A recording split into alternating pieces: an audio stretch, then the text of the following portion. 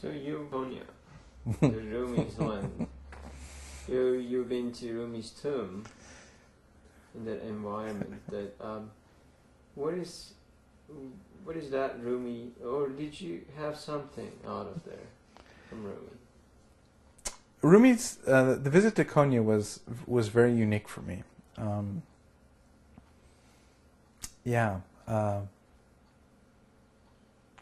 I experienced something at Rumi's tomb that I had not anticipated. When I was walking through the area, and especially close to his tomb, and then I looked at some of there was a case of musical instruments, and then there were texts in cases. I had a very physical reaction, which kind of came completely out of the blue.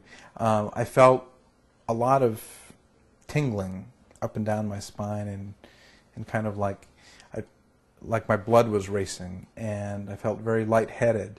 I actually had to leave and go outside for fresh air because I felt I was literally becoming overwhelmed. There was something that I was experiencing there that I was not prepared for. I did not expect to. I thought, well, this is going to be wonderful. I'll take pictures. I can't wait to see it. But once I was in there, it was almost too much for me. It was so intense. And I've taught Rumi in some of my classes, so I'm familiar with his poetry. I'm familiar with his ideas, with his biography. Very, very attracted to his thinking, his spirituality. But when I was actually at his tomb, it was like I said, almost more than I could handle physically, because all of a sudden I had these kinds of feelings. And the rest of the day, I just felt very, in a way, disoriented. I felt like, I had encountered a very, very powerful spiritual presence, and it had kind of overwhelmed me. I mean, in some ways I felt, some of the biblical stories, Moses on the mountain with the thunder and lightning, and how that must have felt kind of crazy, or Mary when the angel appears to her, and how she must have felt after hearing the instructions, like, what's going on? My head was spinning, literally. I was dizzy, and so there was this very, very palpable, physical, tangible sensation I had when I was there, and I can't explain what was going on. I don't even know if it was negative or positive, in a sense. All I just know was it was powerful, and that it affected my body, and I needed to spend some time during the day just meditating on it, processing it, feeling it, thinking about it. But it was clear that that I was affected in being in that place. So, of Rumi and Gulen's connection, some sociologists and thinkers, and there's especially this person who passed away a couple of years ago, who was a direct descendant of Rumi, who is also considered as the Sufi master, whose name is Shafiq Jan. He has a book on Sufism as well. He said about Gulen that Gulen is a modern Rumi. It's our contemporary, like our era. He's a living Rumi here in our era.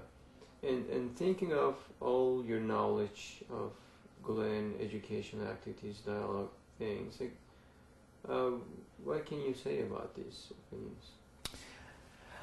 I certainly think in terms of Gulen's connection to the Sufi tradition and to what, and I can't speak about the aesthetic connection because I'm not that familiar with Gulen as a poet, and so much of the power of Rumi comes through his poetry and the very, very,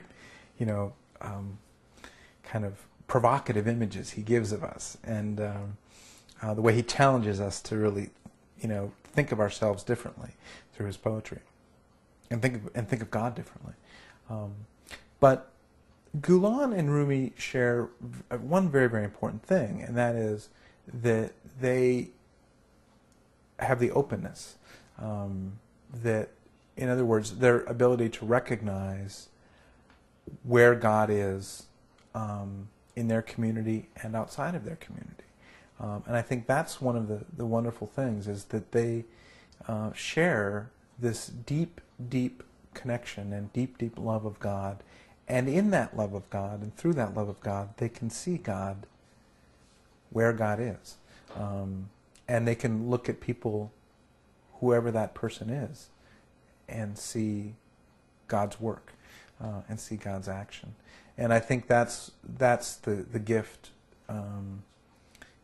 within the Sufi tradition that Sufism has, when it's fully understood to the rest of the world, the gift that it gives. But it's especially exemplified in both Rumi's writings and in Gulen's writings. I don't think they would have been able to be as open as they were if it hadn't been for the intense spiritual disciplines and spiritual experiences that they had gotten from their Sufi tradition. So, last thing about Rumi, about peace building, service to humanity, and dialogue. How do you evaluate Rumi's messages?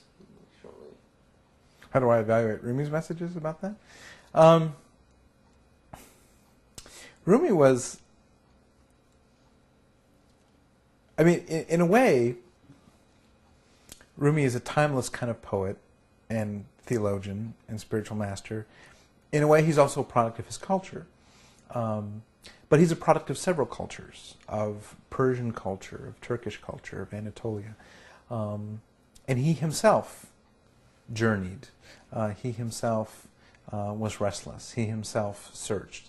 And I think for people today, that's an important thing to appreciate, that he just didn't pop out of the sky and say, okay, now I have this, this wonderful wisdom. Everyone gather around, listen up, I'm going to share it with you. It was a struggle for him. And at times it was very painful. At times it was agonizing, and at times it comes out just as a flow. And I think for people to understand the way that religions work with each other, I think we need to see that it is at times going to be painful. At times it is going to be a struggle. And then at other times it's going to be just an overflow. It's going to be so rich.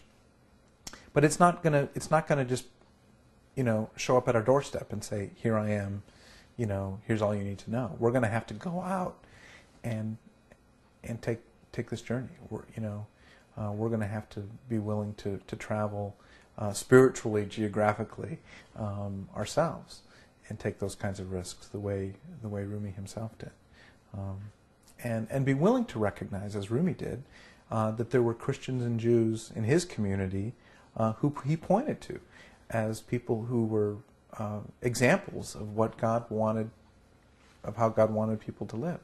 And I think as people of faith, we need to be able to look at that and say, okay, there are people of faith in all of these traditions who have something to teach us, regardless of what we are in terms of our own identification, and to see in the ways which we can challenge ourselves, challenge each other, the kind of friendly competition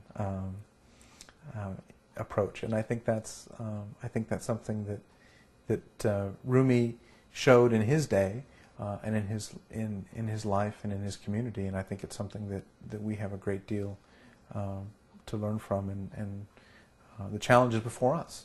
Can we do the same thing? We need to. We need to.